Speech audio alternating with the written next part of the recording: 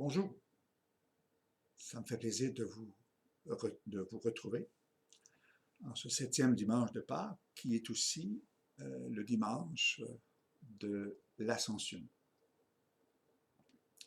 Le thème de cette semaine, c'est rayonner l'amour. Et je pense que la fête de l'Ascension du Seigneur que nous célébrons en ce dimanche nous place d'une façon, je dirais, très particulière dans ce thème de l'amour. Jésus, ayant accompli la mission que le Père lui a confiée, c'est-à-dire de nous aimer jusqu'au bout, ayant aimé les siens qui étaient dans le monde, il les aima jusqu'au bout. Il s'est livré pour nous et par sa mort et sa résurrection, il nous donne accès à la vie. Au fond, ce que la fête de l'Ascension nous dit, c'est que nous sommes devenus, comme dit l'apôtre Pierre, participants de la nature divine.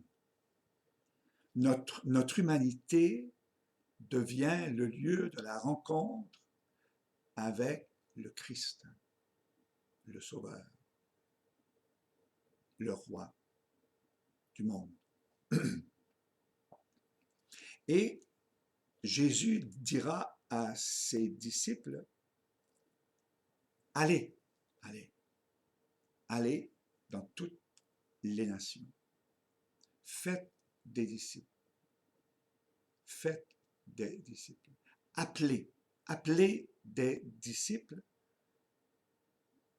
à être à la suite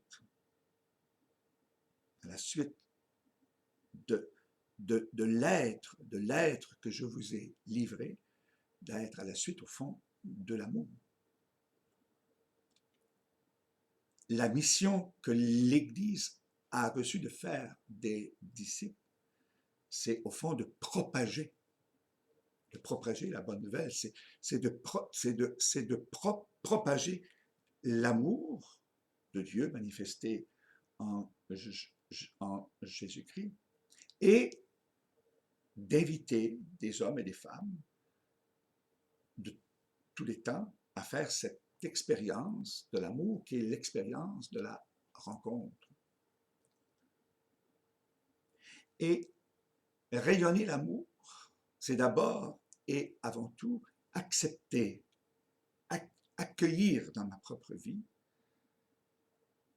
la réalité d'être aimé. Dieu nous a aimés et Dieu nous aime gratuitement en son Fils. Le premier lieu du rayonnement de l'amour dans ma vie, ce n'est pas d'abord l'amour que je livre, que je donne, mais c'est l'amour que je reçois. L'amour que je deviens par lui qui habite en moi. Donc, je dirais, le premier lieu de la mission de l'amour dans ma vie, c'est de l'accueillir, cet amour, puis de l'accueillir dans ma vulnérabilité, de l'accueillir dans ma fragilité d'être. Et de faire de ma vie humaine, avec mon histoire, d'en faire, je dirais, un lieu que je pourrais appeler une histoire sainte. Pas une histoire sainte parce qu'elle est parfaite, mais une histoire sainte parce qu'elle est habitée par la présence de celui qui est l'amour. Être capable d'accueillir ce regard bienveillant de Dieu que le Christ me donne par son Esprit Saint. Et le deuxième volet, eh bien, c'est rayonner l'amour autour de moi. Et c'est au fond considérer chaque personne que je rencontre comme étant vraiment une personne humaine, avec ce qu'elle est, avec ce qu'elle vit, avec son histoire, et lui révéler par ma présence, lui révéler par mon être qu'elle est importante, qu'elle est aimée de Dieu et qu'elle a droit dans,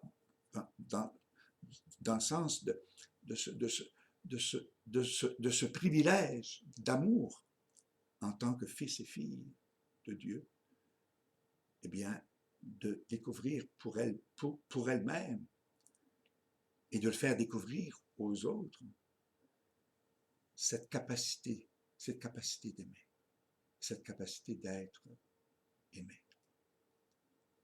Lorsque je vois, comme vous tous et toutes, ce qui se passe actuellement au cœur de cette pandémie,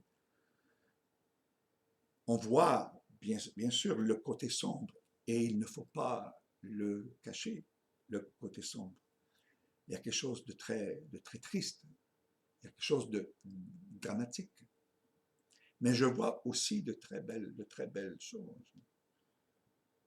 Je vois et j'entends des témoignages d'hommes et de femmes qui, au risque même de leur vie,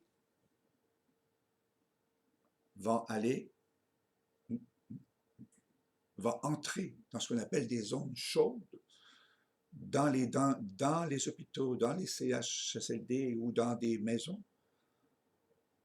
pour aller apporter des soins à des personnes.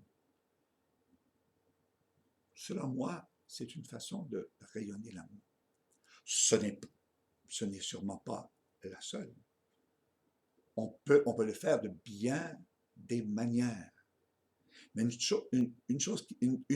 réalité qui, selon moi, est extrêmement importante, c'est que quelle que soit la manière par laquelle je veux faire rayonner l'amour, ce qui est important pour moi lorsque je me couche chaque soir, ce n'est pas tant la multiplicité des actes ou des gestes que j'ai faits, mais c'est l'intensité que j'y ai mise à révéler par mon aide, par ma prière, par ma communion avec l'autre, pour que, ensemble, eh bien, nous continuions ce qu'on pourrait appeler la mission de Jésus dans notre monde. Parce que la mission de Jésus dans notre monde, mort et ressuscité pour nous, c'est que se perpétue au fil des âges, au fil des siècles, que se perpétue de jour en jour, de mois en mois, d'année en année, que se perpétue ce qu'on pourrait appeler le centre même de la révélation, le centre même de la parole de Dieu, qui est le Christ, qui nous aime, qui nous établit dans son amour et qui nous fait confiance en nous envoyant nous-mêmes être des porteurs et des porteuses du fruit de Pâques. Alors, n'ayons pas peur, d'accueillir en nous cette réalité, cette présence de l'amour. Ça n'a rien à voir avec un mérite quelconque. C'est de la gratuité. Et l'ayant accueilli, eh bien, que l'Esprit nous guide pour trouver les moyens bien simples, très souvent dans le quotidien de nos vies, de rayonner, d'être, au fond, d'être des rayons de soleil pour nos frères et pour nos sœurs. À vous tous et toutes, je vous souhaite une belle et bonne semaine.